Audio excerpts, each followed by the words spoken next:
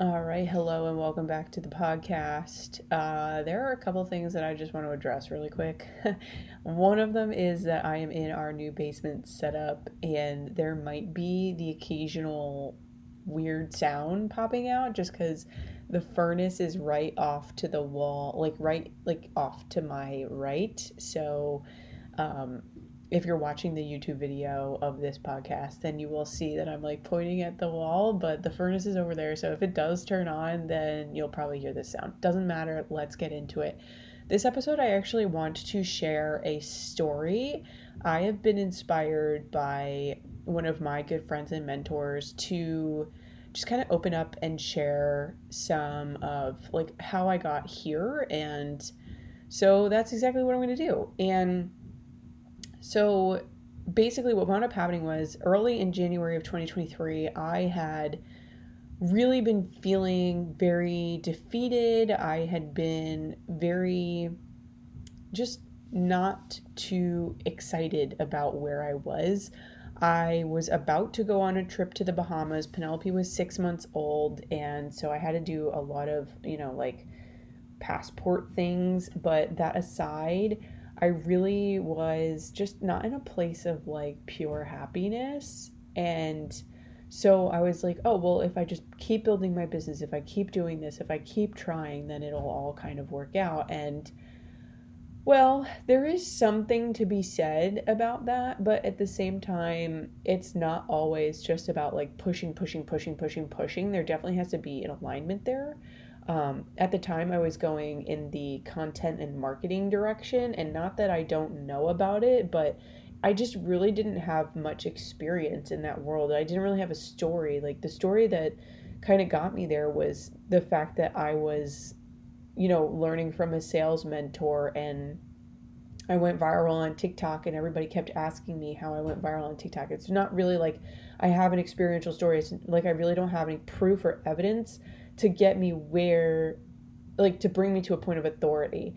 And so I was in this like content marketing world, and then I was like, I just kept pushing it, and it didn't, I was so just not into it. Like, don't get me wrong, I know about content, and I know that doing content and having videos and podcasts, like, I understand the idea. I know how to get people's attention. I know how to share unpopular opinions. Like, I get it.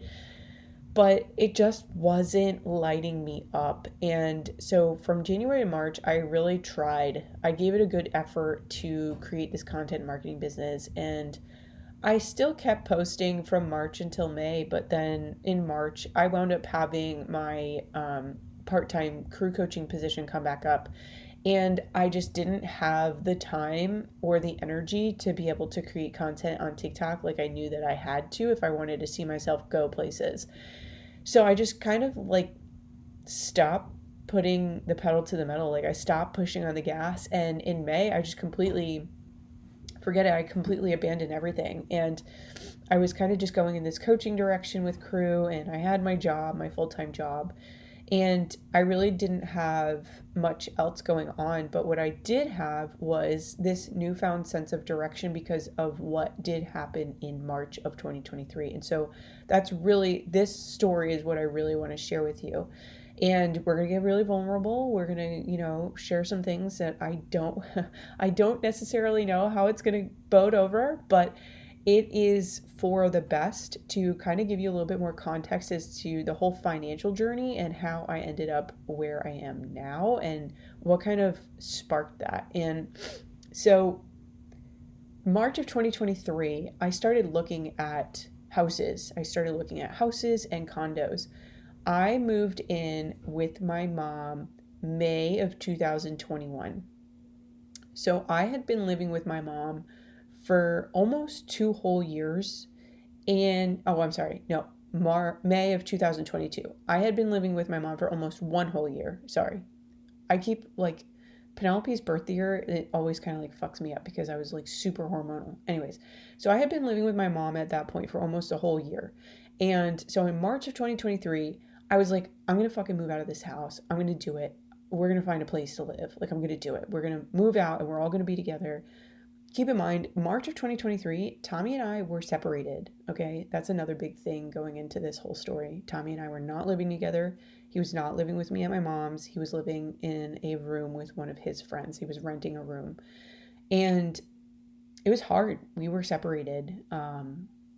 It was hard to talk about finances. It was hard to talk about business. It was hard to talk about our family. It was hard to get together. It was hard to do holidays. It was a lot of those things were hard. There were a lot of really hard things and difficult things going on in that time, in addition to the whole pressure and stress of the financial situation at hand. So March of 2023, I was like, no, this is happening. We're getting a place. I went and I looked at a couple of houses. I didn't really fall in love with them, but there was this one condo, and it was a 2-bedroom condo. It's right on the lake where we were coaching crew. And I was like, oh my God, this is it. It's a 2-bedroom condo. It's perfect. It's going to be a good starter to get us set up for whatever it is that's coming down the line. And so I looked at it. I was like, this is it. This is it. This is it. And I found a mortgage lender. I called the lender. I was in the car when I called the lender, and we were talking about what my credit was and can they do a pull on my credit report, blah, blah, blah. And I was like, yeah. I gave them authorization, and they ran the numbers, and they were like, well, listen, we ran your credit and we can't approve you for more than $150,000. And I just kind of like lost all hope. I was like, so I can't get approved for anything more than $150,000 by myself, is what you're telling me. They're like, yes. I was like, in what world am I going to be able to find someplace to buy, to live? Because I'm in New Jersey, and the average price of a house in the state of New Jersey is like $495,000. It's literally like $500,000 if you're going to find a house in the state of New Jersey. Okay. I was like, how in God's name? There's no property in New Jersey that's worth $150,000. They're like, you would have to find a cosigner if you want to get approved for a higher mortgage. And so the mortgage for the condo was $269,000. And so it was only like another $110,000. So I felt like it was really reasonable. I felt like it wasn't like I was asking to move into like a 4-bedroom house, 3-bathroom, whatever. Like, it wasn't like I was asking to move into a $500,000 home. Like, I was looking to purchase like a 2-bedroom condo for $270,000 pretty much. And I went to my father. I turned to him. I said, hey, would you be a cosigner? Because when my parents were younger, his grandmother was the cosigner for his first condo. So I was like, hey, could you be a cosigner for the condo? And he was like, did you look at the condo? I was like, yeah. He's like, did you walk through it? Did you look at the water? Did you ask about the utilities? Did you ask about the electric? Did you ask about the gas? Did you ask about this? And like all this. And I was like, no, because I was brand new to the market. I really didn't know what I was looking for or what to ask about. And so he's like, I want to go see it. Let's go see it together. I said, okay, fine. So we went to go see it. I got in touch with the realtor. We looked at the place, and my father and I walked out, and he said to me, I want to see your numbers. Like, I want to see your numbers. And I was like, okay. And because it was March of 2023, I had already had at least 2 months worth of a budget and numbers that I could present to him, because I started budgeting and I started tracking my transactions in January of 2023. So again, fast forward to March. It is probably the end of March. So like, I have 3 whole months of budgeting and transaction be able to present to him. So I show him my numbers, and I even show him my credit card debt tracker, because I had it all on a spreadsheet. I had it all on a spreadsheet. So I show him my numbers, and my father looks at me and goes, you're not getting this house until those numbers get into a better place. And I was infuriated. I felt ashamed. I felt embarrassed. I was like, I have a child and I'm still living at home with my mom. I have to drive an hour and 20 minutes with traffic every day to work, and an hour and 20 minutes back every day from work. It's literally such a waste of time. 2 hours and 40 minutes sitting in traffic. Like, I'm working my fucking tail off. I have a part-time crew coaching position in addition to a full-time job. I work on average 3 hours a day after work. So I'm working from like 8 in the morning until 6 or 7 o'clock at night. And I get 1 hour, if that, if I'm lucky, to spend with Penelope. My mom's picking her up from daycare. She's running back and forth to pick up Penelope. It's extra gas that she's spending because the daycare is further from where my mom works. And it was starting to get to this point of being like, none of it made any sense. But we continued on. I coached for the spring season. I even coached over the summer so that I could help out one of the kids so that he could start learning how to scull and become better balanced on the water. And then I coached in the fall season. And in the fall, I saw a huge, drastic change. And like, don't get me wrong, I did see changes in my finances in the spring, but it wasn't nearly as drastic of a change as it was in the fall season. And when I saw what was happening to my debt over the course of the year, I was like, oh my God, like I've made a pretty significant step. Like I've done pretty well. And I wanted to like take that to my father.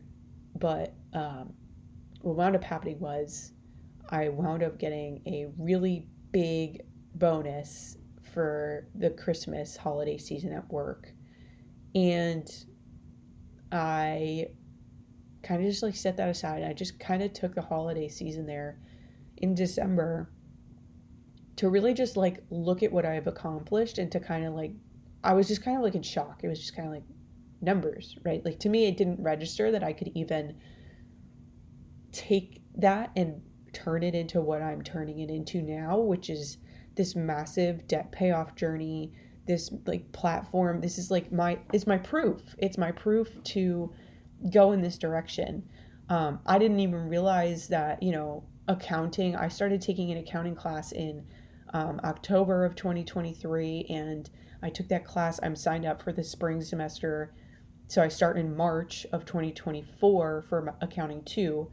And like, I didn't even think, like, it didn't even occur to me that in March, the day that my father kind of made me feel like I was the scum of the earth, was the day that kind of changed everything. And I sucked up so much shit, and I just sat in the shit for a year, and I just basically dug myself out of shit for a whole year. And I'm not debt free at the current point in time. I have like a little, after interest from last month, I have about $10,000 to go on credit cards, but that is such a significant change, such a drastic change from where I was at this point last year. Like this point last year in January, I was like, well, fuck it. I might as well try. Like I might as well do something because anything is going to be better than what I was doing before. And it didn't really stick, and it didn't really kind of register that this is going to be a good direction until my father was like, I need to see your numbers. And I was like, oh, well, I already have them. So it was kind of like easy, right? But at the same time, it was this massive shame-filled, embarrassing event. But had that not happened, like had it gone any other way, I think the result would have turned out very differently. If I wound up moving into that condo, I don't think that I would have made as much progress. I don't think that I would have this platform for a business that I feel really truly aligned in. Like I have been trying to build an online business for fucking years. Like I started in personal training. I went to notebook sales and note-taking courses. I went into content marketing. Then I like had this huge defeatist year, and then I didn't really know what to do. And I was like, in 2023, I was like, maybe I could still try content marketing. And I tried it, and like it didn't go anywhere. And I was like, you know what? I might as well just like put it on the back burner for a little while until I have proof and evidence of something. And like keep in mind, like I wasn't thinking in terms of anything. Like everybody talks about passion, right? Like I wasn't thinking in terms of passion. I wasn't thinking in terms of like sharing a journey.